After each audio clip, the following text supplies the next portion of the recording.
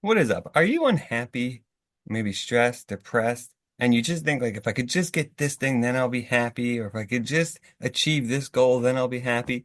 Well, today you're in luck because we're going to talk about why most people will never be truly happy. This is the Existential Stoic Podcast. I'm Danny here with my buddy Randy. What's up, Randy? What's up, Danny? What do you On mean this, people can't be I happy? was gonna say on this very uplifting, optimistic episode. Yeah. I thought this was such a cool idea for episode topic because like I think happiness is like this lie we tell ourselves, and I'm grateful. Like I mentioned this before, like I'm not for like career stuff and all, but I'm grateful I studied philosophy for my own life because Hmm.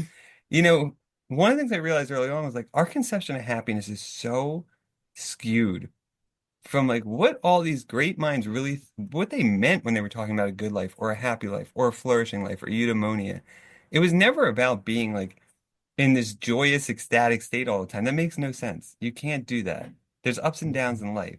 It was more about like growth and achievements or contentment, and like it was also about like doing well and living well, and it wasn't really about this like emotional thing that we've come to connect to happiness with happiness, like this happily ever after stuff and this like these ideas of this ideal of happiness that just is unachievable.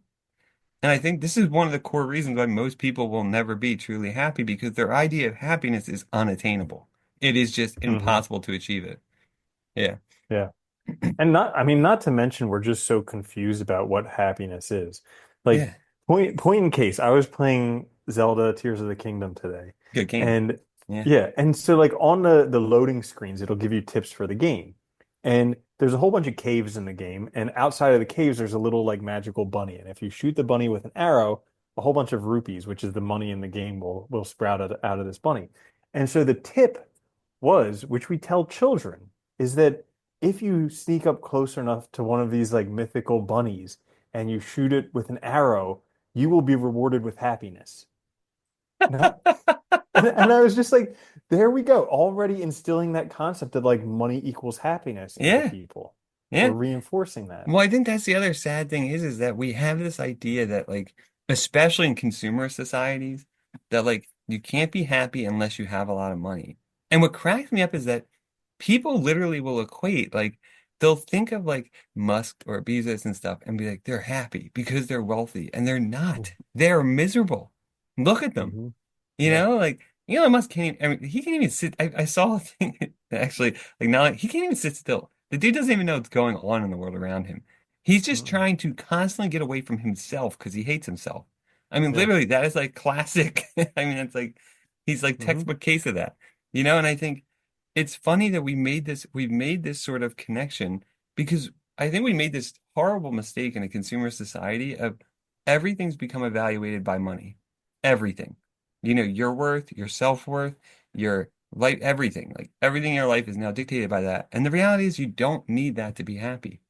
Yes, it helps in the sense of like to live your life, but you don't need it to be happy. Yeah, and it's just like you can prove it to yourself because I hear all the people listening and they're like, "No way, that's not true. I need money to be happy." And it's like, have you ever in your entire life been happy when you didn't have money? Yeah. Yeah, Well, you just proved that you can be happy without money. So yeah, what's the point? Have you, and like you can also people like it's like one of those things that like being happy or being miserable, it kind of happens irrespective to a lot of other things. Like if you've ever been on vacation and been miserable, yeah.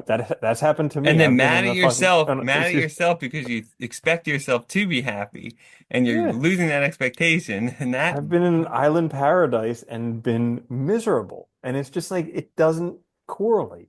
yeah, it doesn't. Hmm. And you know what's funny too? Like, this is the other thing I was like, I always liked like I'll go to Aristotle's conception of happiness, like eudaimonia, and it's like he thought they thought of it as like the better translation is like human flourishing, not happiness. And I actually like that idea better because flourishing, I think, has a better like ring. It's like living well and doing well. And like I think people forget too that like a lot of these people they idolize these CEOs, these executives, whatever, that are super wealthy. They do horrible things to get that money. Hmm. They fuck people over, they ruin people's lives, and like part of living well and doing well is also not doing those things. Being able to live with yourself. Mhm. being able to look yourself in the mirror to say that like I made choices that I made because I have some moral compass or I have some values that I'm not going to step on, you know? Yeah. And I think we are so quick to sell ourselves for money and we forget like that there's values and there's other things that might matter more than that at the end of the day. Yeah, you're right. And like this emotional concept of happiness, this happily ever after thing, it just doesn't work because if you're blissed out all the time and like a saber-toothed tiger comes, you're just gonna be like, ah, cool, saber-toothed Yeah. tiger, and it's gonna eat you and you're done. You're gone from the gene pool, Yeah. you I know? tried it So for a it's like while. It doesn't work. it's actually a protection Yeah. mechanism to feel scared or to feel bad or to do all this different stuff at different times. I think it's also just realizing too, like I like the way that you know, because when Aristotle talks about like what's the benefit of like virtue, it's like one of the benefits is having a balanced inner state. Meaning that, basically like look, life is always going to be ups and downs, right? No matter what you do, people are going to die. There's going to be natural disasters. There's going to be things that happen in your life that are accidental, that are horrible, right? Chance events, fortune, whatever you want to call it. But if you have a balanced character, if you work on your character, you're going to ride those waves in a way more steady way. Whereas most people are going to be like, going up and down like crazy. You're going to be more balanced. And that's what he meant by flourishing, right? Is also this ability to deal with these stresses, these encounters in life that are going to be hard in a way that doesn't throw you off your game entirely and ruin your life. And I'm sure you can all think of people, right, who like somebody close to them dies and they like just totally like stop living their own life or something Mhm. like that, right? And I think Yeah. that's sad because you still have Yeah. your life. Yeah. Yeah, and it brings you back to like the philosophy of kind of uh evaluating your own life or questioning your life or Yeah. examining your life because that's really one of the ways to be happy because like they say like in each burden there's a blessing, but also in each blessing there's a burden. And so like even though things may not be great, these negative feelings that we have, they actually serve us in a way.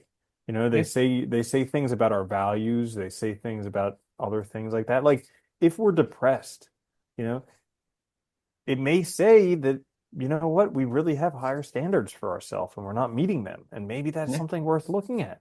And that's, you know, that's a good thing to have high standards because if really bad stuff happens to you and you just let it happen, well, that may not be great. Also, I always liked when John Stuart Mill said it's better to be Socrates dissatisfied than a fool satisfied. I What he always meant hated that. He did, yeah. Well, yeah, I always liked that because what he meant was like, look, Socrates can reflect, he can think. And dissatisfaction is also a recognition that we could change our world. We could change our circumstances, our state of affairs, and make them better. And it's through that dissatisfaction that we recognize and point out and start planning what can be improved, right? And Mhm. sometimes that is working towards ideals and stuff, that's fine. But it's just recognizing that, like, that's part of this whole game of life is the growth and improvement comes from the struggles we encounter and overcoming them. Like Mhm. Nietzsche always said, like we need to reinterpret suffering not as a negative, but as a positive. Because when we suffer, we also learn how to overcome obstacles, how to be a different person, how to grow, how to change, how to become something better than we are now. And I Mhm. always like that idea too, because I think we get so caught up, especially in consumerism, of always feeling good. And that if you're not feeling good, something's wrong with you. You need a pill or you need to go buy a Coke or whatever, right? Like whatever, whatever you're being sold. Instead of Mhm. recognizing that like we don't feel good all the time. But those are opportunities to look at our lives and be like, well, what's wrong? What could I change? Or is this just okay? Is this just part of being a person? Is it, what about this? I don't know. Well, I like what you're saying there. Is like we get so fixed on the outcome or the goal or the end thing that we miss out on what it takes to actually achieve that. Like we're focused on this on happiness or on money or on a certain body or whatever it is, instead of just focusing on becoming the type of person that Yeah, is happy or becoming the type of person that has this type of body or becoming the type of person that has this much money or whatever it is. yeah. We just get completely like laser focused on the end and we're like I'm just going to be miserable until I have that end goal and yeah. It's like so stupid because then we don't even enjoy the process of doing the things we want to do. And we Hmm. miss out on life entirely. It's also Hmm. funny too, and it's worth pointing out that like when they do like those happiness evaluation surveys, like Hmm. the wealthy countries are consistently ranked at the Oh yeah. very bottom, because Hmm. it's people there are aware of what they don't have. It's constantly thrown in their faces. Like you said too, we're constantly focused on the result, not how we get there. And if we don't have the results immediately, we're all miserable. It's like really Mhm. funny when you think about it that like a lot of people that are living way worse off than we are way happier than we are. Yeah, and also because they don't have the money, so they focus on relationships. And Yeah. that's really what makes people Oh, feel good is and relationships. it's funny they're forced to help each other and Yeah. have community instead of Uh-huh. being isolated and alone. It's really funny how Yeah. like we built this like very negative trap for ourselves. And then we sell ourselves these stories of a totally fictional notion of happiness. It's really effed up. Mhm. Yeah. So that's why nobody's ever going to be happy ever. Nope, And also like you so can be. yeah. Well, here's the thing. So like I mean I haven't said anything all episode about feeling good and feeling I great. know, right? What But the hell? You did kind of hint yeah, at it though. yeah, right? But like even in I would say he's like the foremost expert on feeling good and which could be equated with happiness. But even he says, you're only entitled to 5 good days a week and you're still going to have 2 bad days a week. And that's normal, Yeah. which is so cool and liberating because Oh, dude, I used to beat myself for up so bad when I had bad days. So bad. Because I was exactly. like, I shouldn't feel like this. I'm making other people's days worse. And then I make them even worse because I felt bad about it and I was berating myself for Yeah. Instead of If just being I'm going to like, be feel bad, everybody else is going right, to feel instead of just bad being like, you know too. what, I'm a person and, I'm gonna have bad days. It's cool. It's totally okay. Nothing, not a big deal. Yeah. It doesn't mean my life's over. It doesn't mean everything's ruined. Hmm. We're so Yeah. quick to just jump to the worst conclusions. It's funny, isn't it? Yeah. Ah, well. So that's it. There you have it. Why no one's happy, or wait, why no one will ever truly be happy. There you go. Ever. Ever. This is the Existential Stoic Podcast. If you guys have episode suggestions, you can email us. The email's in the show notes, or you can leave a comment. We like that back and forth. It's a lot of fun. We also like, thinking that maybe we're helping someone. Who knows? You never know, right? We'll be back later this week with another episode. Catch it out on YouTube wherever you get podcasts. Until next time, though, later, Randy. Later, Danny.